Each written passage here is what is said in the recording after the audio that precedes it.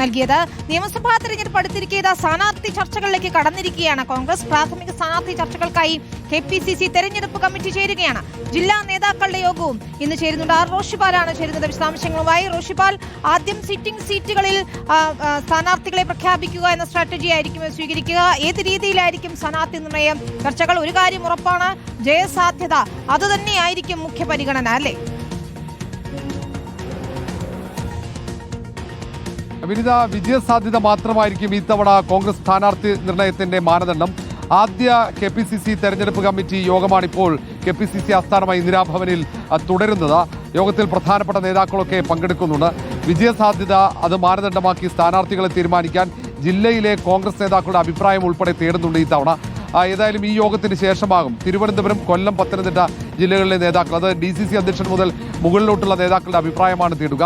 ജില്ലാ കോൺഗ്രസ് കമ്മിറ്റി നൽകുന്ന റിപ്പോർട്ടിൽ ചർച്ച നടത്തി അവർ നൽകുന്ന പേരുകൾ ഉൾപ്പെടെ പരിഗണിക്കും. അതൊക്കെ അടിസ്ഥാനമാക്കിയാണ് പ്രാഥമികമായുള്ള സ്ഥാനാർത്ഥിക പട്ടിക തയ്യാറാക്കുക. അത് പിന്നീട് കോൺഗ്രസ് ഹൈക്കമാൻഡിന് കൈമാറുകയും കേന്ദ്ര കോൺഗ്രസിന്റെ തെരഞ്ഞെടുപ്പ് കമ്മിറ്റി ഇക്കാര്യത്തിൽ തീരുമാനമെടുക്കുകയുമാണ് ചെയ്യുക.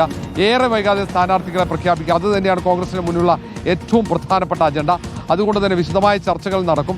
യുവാക്കൾക്ക് പ്രാതിനിധ്യമുണ്ടാകും, സ്ത്രീകൾക്കുമുണ്ടാകും. പക്ഷേ എല്ലാത്തിനും അടിസ്ഥാനം വിജയം മാത്രമായിരിക്കും. അതുകൊണ്ട് ആദ്യഘട്ടത്തിൽ സിറ്റിംഗ് സീറ്റുകളിലെ സ്ഥാനാർത്ഥികളെ തീരുമാനിക്കുകയായിരിക്കും. MLA-മാരിൽ ഭൂരിഭാഗം പേരും മത്സരിക്കും. അതിൽ ഒന്നോ രണ്ടോ MLA-മാർ, അതിൽ രാഹുൽ മാങ്കൂട്ടത്തിലൊപ്പം തൃപ്പൂണിത്തറ K ബാബു, ഈ രണ്ടുപേരാണ്. ആ രണ്ട് മണ്ഡലങ്ങളിലാണ് പുതിയ സ്ഥാനാർത്ഥികൾ വരാൻ സാധ്യത. മറ്റിടങ്ങളിൽ നിലവിലെ MLA-മാർ തന്നെ മത്സരിക്കാനാണ് സാധ്യത. അവർ മണ്ഡലം മാറാനുള്ള സാധ്യതയും വളരെ കുറവാണ്. ഇതിനെക്കുറിച്ചൊക്കെയുള്ള ചർച്ചകൾ വരും മണിക്കൂറുകളിൽ നടക്കുന്നുണ്ട്. ഇന്ന് രാത്രി വൈകുവോളം കോൺഗ്രസിന്റെ സ്ഥാനാർത്ഥി നിർണയവുമായി ബന്ധപ്പെട്ട ചർച്ചകൾ തുടരുമെന്നാണ് അറിയാൻ കഴിയുന്നത്. വിനീത, ശരി. എന്തായാലും റോഷിപാൽ, കൂടുതൽ അപ്ഡേറ്റുകൾക്കായി കാത്തിരിക്കാം. കോൺഗ്രസിന്റെ യോഗം പുരോഗമിക്കുകയാണ്. സ്ഥാനാർത്ഥി ചർച്ചകൾക്ക് തുടക്കമാകുന്നു. ഏതായാലും നിയമസഭാ തെരഞ്ഞെടുപ്പ് അംഗം മുറുകുമ്പോൾ 100 സീറ്റ് എന്ന ലക്ഷ്യവുമായി UDF അവരുടെ സ്ഥാനാർത്ഥി നിർണയ ചർച്ചകളിലേക്ക് കടക്കുമ്പോൾ കോൺഗ്രസ് അവരുടെ നിർണായക പങ്കുവഹിക്കാൻ പോവുകയാണ്. റോഷിപാൽ വിശദാംശങ്ങൾ നൽകും.